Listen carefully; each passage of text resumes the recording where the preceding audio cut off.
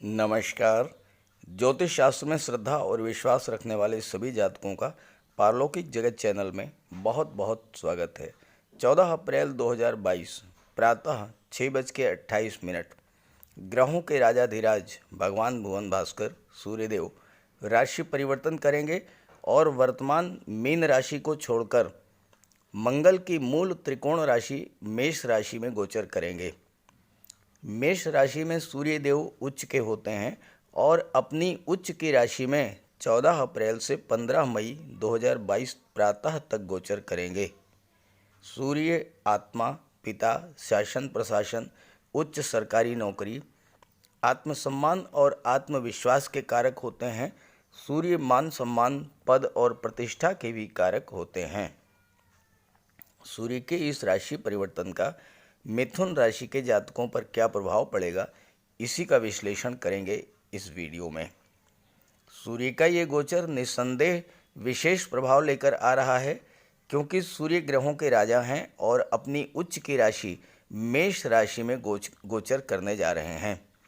और सूर्य जब बली होते हैं तो जातक के आत्मविश्वास में वृद्धि होती है और ऐसा जातक जीवन के हर क्षेत्र में उच्च स्तर की सफलता प्राप्त करता है। और मिथुन राशि के जातकों के लिए तो सूर्य का ये गोचर बहुत ही श्रेष्ठ लाभ देने वाला है, क्योंकि सूर्य और बुध और राहु तीनों का गोचर कुंडली के लाभ भाव एकादश भाव में हो रहा है, जहां पर कि सूर्य और बुध अति विशिष्ट कारक होते हैं। 12 अप्रैल को राहु भी मेष राशि में गोचर कर चुके हैं और बुध भी 8 अप्रैल से मेष राशि में ही गोचर कर चुके हैं। ऐसे में राहु, बुध और उच्च के सूर्य का आपके जीवन पर क्या प्रभाव पड़ेगा, पहले ये समझना जरूरी है, उसके बाद राशि परिवर्तन के प्रभाव पर बात करेंगे। क्योंकि सूर्य का गोचर अलग अलग राशियों में अलग अलग भाव में होगा और हर राशि पर उसका अलग अलग प्रभाव पड़ेगा। इसलिए पहले ये समझते हैं कि सूर्य राहु बुध के इस योग का क्या प्रभाव पड़ता है आपके जीवन पर और चराचर जगत पर। तो चलिए वीडियो शुरू करते हैं। ज्योतिष शास्त्र में सूर्य को ग्रहों का राजा माना गया है और सूर्य ही पृथ्वी पर जीवन के कारक हैं। सूर्य जीवन के कारक हैं, पिता के कारक हैं, मान सम्मान, पद प्रतिष्ठा और आत्मविश्वास के कारक हैं। शासन प्रशासन और उच्च सरकारी नौकरी के कारक सूर्य ही हैं। और सूर्य जिस जातक की कुंडली में बलवान या उच्च के होते हैं, वह व्यक्ति जीवन के हर क्षेत्र में सफलता अर्जित करता है और वैभवशाली जीवन व्यतीत करता है। यही सूर्य 14 अप्रैल से मेष राशि में उच्च के होने जा रहे हैं। उच्च के क्यों, ये भी समझें। मेष राशि मंगल की राशि है, जो कि पराक्रम, साहस, शौर्य और ऊर्जा के कारक होते हैं।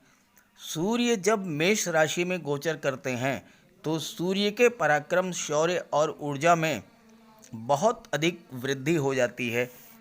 और जब राजा बली हो, राजा के गुणों में जब वृद्धि हो, तो वही स्थिति उच्च की होती है। इसके विपरीत जब राजा भोग विलास और विलासिता में लिप्त हो जाए तो राजा और राज्य दोनों ही कमज़ोर हो जाते हैं।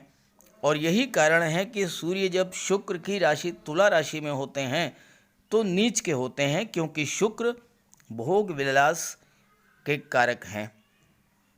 सूर्य प्रत्येक वर्ष अप्रैल माह या चैत्र माह में अपनी उच्च की राशि मेष राशि में प्रवेश करते हैं। और ज्योतिष शास्त्र का कहना है कि सूर्य यदि कुंडली में उच्च के हों और विशेषकर 10 डिग्री के आसपास हों, तो जन्म कुंडली के अन्य ग्रहों से बनने वाले दुर्योगों पर ध्यान देने की आवश्यकता नहीं होती, क्योंकि अकेले ही सूर्य ही सर्वोत्कृष्ट राजयोग प्रदान करने में सक्षम हैं। ज्योतिष शास्त्र का कहना है कि कुंडली में 8 के 8 ग्रह दूषित हों, लेकिन सूर्य यदि उच्च के और बलवान हों और अंश बल से 10 डिग्री के आसपास हों, केंद्र या त्रिकोण के भाव में गोचर करें, तो 8 के 8 ग्रहों के दोषों को दूर कर देते हैं। और बिल्कुल यही स्थिति 14 अप्रैल के बाद बनने वाली है। सूर्य का गोचर इस दृष्टि से भी विशेष विचारणीय है क्योंकि मेष राशि में राहु का भी गोचर 12 अप्रैल को हो चुका है। तो प्रश्न ये है कि राहु आपको कष्ट देंगे या विशेष लाभ देंगे। जब सूर्य मेष राशि में गोचर करेंगे तो उस समय सूर्य और राहु का अंतर लगभग 27 डिग्री का होगा और ऐसी स्थिति में राहु शुरू में बिल्कुल निष्प्रभावी रहेंगे, लेकिन धीरे धीरे सूर्य और राहु का अंतर कम होता जाएगा और 30 अप्रैल को सूर्य ग्रहण लगेगा। हालांकि ये आंशिक सूर्य ग्रहण ही होगा, लेकिन 30 अप्रैल के आसपास के दिनों में विशेष सावधानी रखें और राहु का उपाय जरूर कर लें, क्योंकि राहु आकस्मिकता के कारक हैं और आपके जीवन में अचानक से कोई शुभ या अशुभ घटना घटित करा सकते हैं। हालांकि ये प्रभाव हर राशि के लिए अलग अलग होगा और ये इस बात पर निर्भर करेगा कि राहु का गोचर किस राशि में किस भाव में है। राहु का सर्वाधिक प्रभाव हमारे मस्तिष्क पर पड़ता है। राहु सीधे हमारे माइंड को प्रभावित करते हैं। मन में अनजाना सा भय, नेगेटिव थॉट्स, डिप्रेशन, काम में मन न लगना, कार्यों में रुकावट पैदा करना, बिला वजह की गलत फहमी, शक और संदेह की स्थिति पैदा करना, ये सब राहु का प्रभाव होता है, जिससे न केवल पारिवारिक और दाम्पत्य जीवन प्रभावित होता है वरन कार्यस्थल पर भी समस्याएं खड़ी होती हैं। हालांकि 8 अप्रैल से 25 अप्रैल तक बुध का भी गोचर है और बुध आपकी बुद्धि, ज्ञान, सोचने समझने की क्षमता को इम्प्रूव करेंगे और आप राहु जन्य कष्टों से बचे रहेंगे। लेकिन 25 अप्रैल को बुध का गोचर वृषभ राशि में हो जाएगा, सूर्य और राहु की निकटता बढ़ेगी, तो आपको विशेष सावधानी बरतनी पड़ेगी और उसके लिए राहु का उपाय जरूर कर लीजिएगा और सूर्य का भी उपाय कीजिएगा। इसके बारे में उपायों पर आगे चर्चा की गई है। तो चलिए बात करते हैं राशियों पर सूर्य के राशि परिवर्तन के प्रभाव के बारे में। तो ये है मिथुन राशि के जातकों की कुंडली। आपके लग्न के स्वामी बुध हैं, जो कि कुंडली के एकादश भाव में मेष राशि में गोचर कर रहे हैं। यहाँ पर 14 अप्रैल को सूर्य का गोचर होगा और 12 अप्रैल को राहु का गोचर हो चुका है। सूर्य और बुध बुधादित्य राजयोग भी बनाएंगे और सूर्य और बुध 12वें भाव में अति विशिष्ट कारक होते हैं। इसके अलावा यहाँ पर सूर्य का गोचर मेष राशि में है और मेष राशि में सूर्य उच्च के होते हैं, तो स्थितियाँ हर तरह से आपके पक्ष में हैं। और सूर्य चूँकि राजा हैं तो आपको हर तरह का लाभ देने को गोचर करेंगे 11वें भाव में, चूँकि 11वां भाव लाभ का भाव होता है। धन का लाभ, संतान का लाभ, शिक्षा का लाभ, मान सम्मान, पद और प्रतिष्ठा का लाभ, और ये सभी लाभ सूर्य आपको देंगे। और यहाँ पर राहु क्या करेंगे? राहु सूर्य के गुणों को और अधिक बढ़ा देंगे और चूंकि कुंडली के पंचम भाव में केतु का गोचर है और केतु की दृष्टि भी सूर्य पर पड़ेगी, बुध पर पड़ेगी, तो केतु कई गुना बढ़ा देंगे सूर्य और बुध का प्रभाव और हर तरह से आपको लाभ मिलेगा। संतान की प्राप्ति हो सकती है, सरकारी नौकरी आपको मिल सकती है, व्यापार में बहुत बड़ी उछाल देखने को मिल सकती है और राहु और केतु के प्रभाव से अचानक से आपको धन का बहुत बड़ा लाभ मिल सकता है। शेयर मार्केट से, पूंजी निवेश से, पैतृक संपत्ति से या किसी और साधन से, गवर्नमेंट सेक्टर से आपका कोई पैसा रुका हुआ था वो पैसा आपको मिल सकता है। चूँकि राहु आकस्मिकता के कारक हैं और एक्सट्रीम को शो करते हैं, तो ज़्यादा से ज़्यादा लाभ आपको इस गोचर काल में प्राप्त होगा। और सूर्य और बुध तो 1 महीने के लिए ही है, लेकिन राहु तो 18 महीने आपके 11वें भाव में गोचर करेंगे और बहुत अधिक प्रभावित करेंगे आपके जीवन को। सूर्य अति विशिष्ट कारक हैं, तो शासन सत्ता में आपको उच्च पद दिला देंगे। सरकारी नौकरी और राजनीति में उच्च पद तो दिलाते ही हैं, प्रचुर मात्रा में धन भी दिलाएंगे। पंचम भाव पर सूर्य की दृष्टि पड़ रही है। पंचम भाव होता है शिक्षा और संतान का। प्रतियोगी छात्रों के लिए सूर्य का ये गोचर बहुत ही अच्छा है। चूँकि बुध की भी दृष्टि पड़ रही है, तो आपके ज्ञान, बुद्धि, विवेक में वृद्धि करेंगे। आपके सोचने का तरीका, समझने का तरीका, बोलने का तरीका, ये सब बदल जाएगा। आपकी मेमोरी पावर बूस्टअप होगी। आप जो पढ़ेंगे वो आपको याद रहेगा और परीक्षा में आप उसको बहुत अच्छे तरीके से लिख भी पाएंगे, और यही होगा आपकी सफलता का राज। प्रतियोगी परीक्षाओं में आपको उच्च स्तर की सफलता प्राप्त होगी सूर्य और बुध के प्रभाव से। और साथ ही साथ संतान की प्राप्ति अगर इस गोचर काल में आपको होती है, तो वह संतान सूर्य के समान तेजस्वी, बुध के समान बुद्धिमान और राहु के समान चतुर और चालाक होगी और अत्यंत भाग्यशाली होगी। उसके जन्म लेते ही आपके परिवार का भाग्योदय हो जाएगा, क्योंकि वो संतान विलक्षण प्रतिभा की धनी होगी। सूर्य शासन, प्रशासन, राजनीति के कारक हैं, तो आपका चयन शासन प्रशासन में उच्च पदों पर हो सकता है। आईएएस, आईपीएस में, सिविल सर्विसेज में, राजनीति में, विदेश सेवा में या न्यायिक सेवा में आप जा सकते हैं।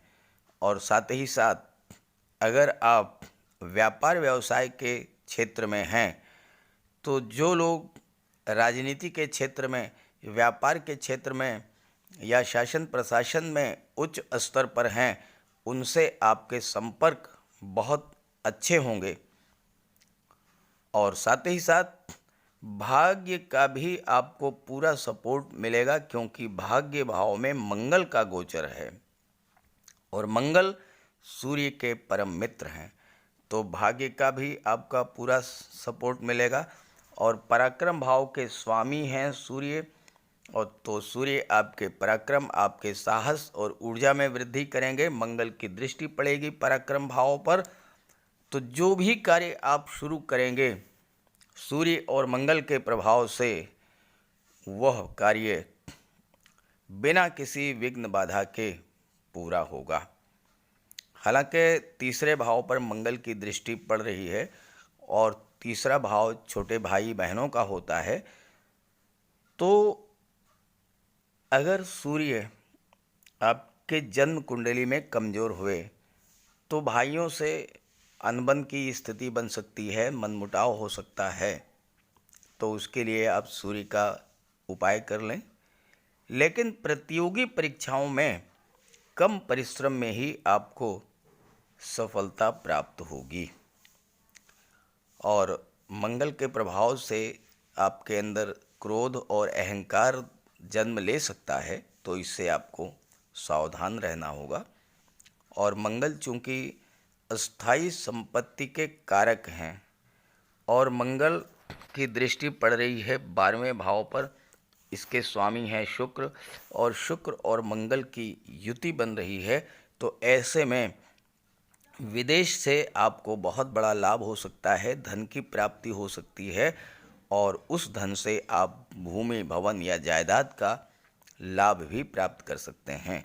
सूर्य पिता के कारक होते हैं और पिता के सहयोग से आप अपने जीवन में उन्नति को प्राप्त करेंगे। अब यहाँ पर बुध का भी गोचर है, आइए इस पर बात कर लेते हैं।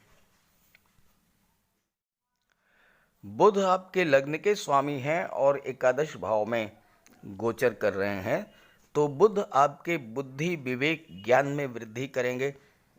आपके सोचने का तरीका बदलेगा, आप चीज़ों को बहुत जल्द सीखने में सक्षम होंगे और ज़्यादा से ज़्यादा सीखना चाहेंगे नया कुछ। व्यापार के क्षेत्र में बुध आपको बहुत बड़ा लाभ दिला देंगे और अपने बुद्धि विवेक से आप हर क्षेत्र में अच्छा लाभ और धन प्राप्त करेंगे।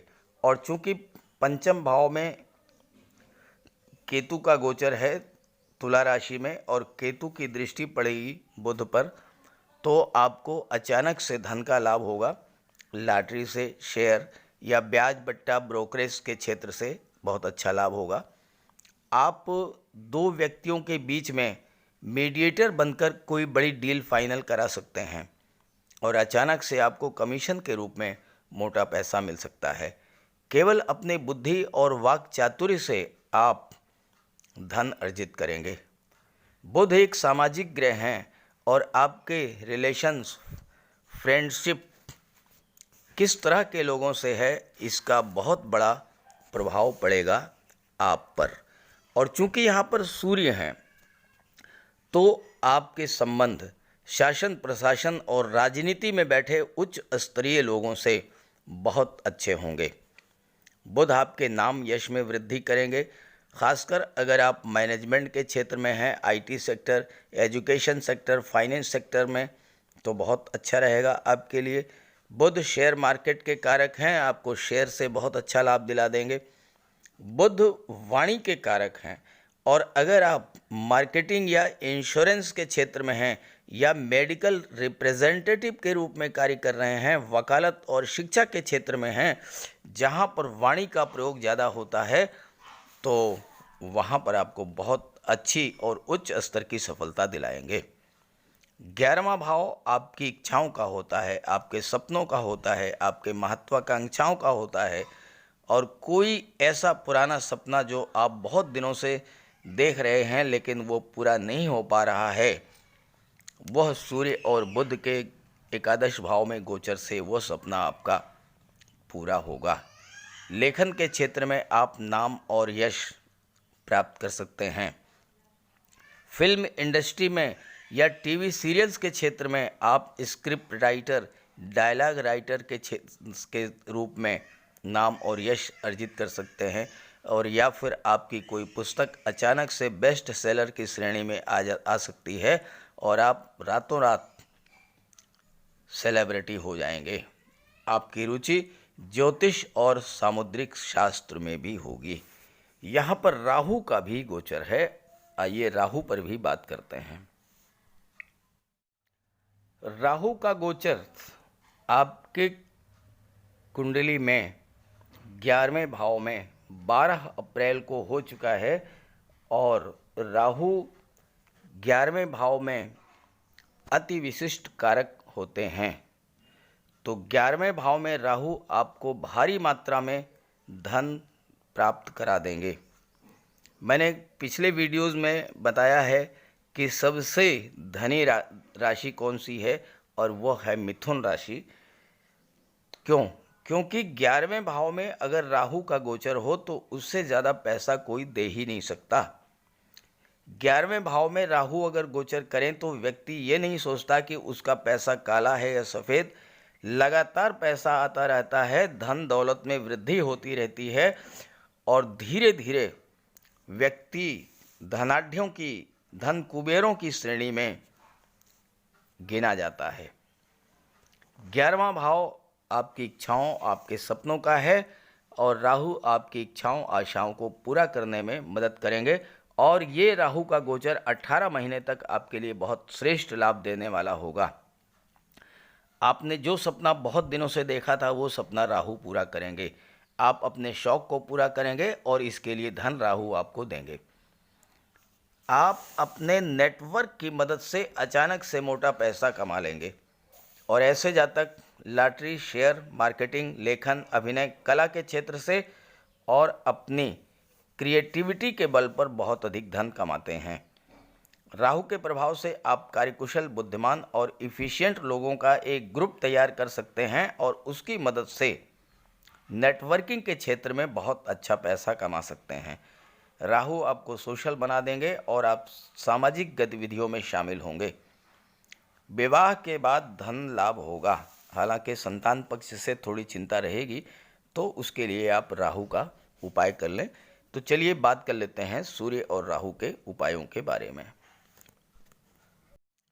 सूर्य अगर आपकी जन्म कुंडली में कमज़ोर हुए तो सूर्य का उपाय जरूर करें, क्योंकि सूर्य कमज़ोर होने पर जीवन में संघर्ष बढ़ा देते हैं, आजीविका के क्षेत्र में बाधाएं आती हैं, मान सम्मान में कमी आती है, दाहिने नेत्र और हड्डियों के रोगों संबंधी समस्या आती है। तो सूर्य का उपाय करें। अगर आप कर सकें तो हर रविवार को सूर्य देव का व्रत रखें। प्रातःकाल स्नान करके सूर्य देव को अर्घ्य दें। तांबे के लोटे में जल, अक्षत, लाल पुष्प, रोली, चंदन ये डाल करके सूर्य देव को अर्घ्य दीजिए। फिर आदित्य हृदय स्तोत्र का पाठ कीजिए, गायत्री मंत्र का जाप कीजिए, और अगर व्रत रखते हैं तो नमक का सेवन ना करें। शाम के वक्त फलाहार करें। दूसरा उपाय है कि आप गुड़, जौ, लाल पुष्प, लाल वस्त्र, गेहूँ, मसूर इसका दान करें, और अन्न और जल दान करने के बाद ही ग्रहण करें। और तीसरा बहुत आसान उपाय है कि सूर्य पिता के कारक होते हैं। पिता का सम्मान करें, पिता की सेवा करें, पिता के स्वास्थ्य का ध्यान रखें और पिता का आशीर्वाद प्राप्त करें। अगर आप ये सब कर लेते हैं तो सूर्य को बल मिलेगा और सूर्य के सभी लाभ आपको प्राप्त होंगे। जहाँ तक राहु की बात है, राहु के उपाय के लिए आप मोरपंख ले आइए। घर के मेन डोर पर एक मोरपंख लगा दीजिए। Study room, drawing room, bedroom सभी जगह मोरपंख रखिए। तकिए के नीचे एक मोरपंख रखिए, नींद अच्छी आएगी, मन शांत रहेगा। कार्यस्थल पर मोरपंख लगा लें, और साथ ही साथ अपने बैग में हमेशा एक सुरमे की डिबिया रखें, और हो सके तो चांदी की एक छोटी सी गोली, ये दो चीज़ें आप अपने पास रखें, और बैग में मोरपंख का एक छोटा सा टुकड़ा भी रखें। तो राहु आपके पास आने का साहस नहीं करेंगे, क्योंकि मोरपंख जो है राहु को सर्प का स्वरूप माना गया है, और मोर सर्प को खा जाता है। तो मोरपंख को देखते ही राहु उससे दूर भागते हैं। दूसरा उपाय, सोमवार और शनिवार को जल में काले तिल डाल करके शिवलिंग पर अर्घ्य दीजिए।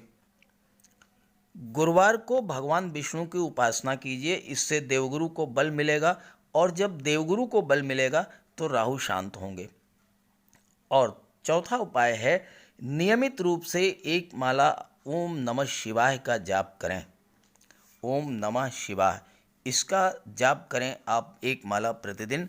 और सबसे जो श्रेष्ठतम उपाय है, अगर आप बजरंग बली की उपासना करते हैं, हनुमान चालीसा का पाठ करते हैं, बजरंग बाण का पाठ करते हैं, बजरंग बली के चरणों का सिंदूर अपने मस्तक पर धारण करते हैं, तो शनि, मंगल और राहु तीनों का उपाय हो जाएगा। तीनों के अशुभ प्रभावों से आपको मुक्ति मिलेगी, और तीनों ही ग्रह आपको शुभ प्रभाव देना शुरू कर देंगे। तो ये उपाय ज़रूर कीजिएगा, बहुत आसान उपाय हैं, और उपायों को अगर आप करेंगे तो निश्चित रूप से आपको जीवन में बहुत अच्छे रिजल्ट्स मिलेंगे, उच्च स्तर की सफलता मिलेगी, घर में लक्ष्मी का वास होगा, धन धान्य से पूर्ण होगा आपका घर, हर सुख सुविधाएं आपको प्राप्त होंगी, और जीवन में मान सम्मान, पद प्रतिष्ठा में भी वृद्धि होगी।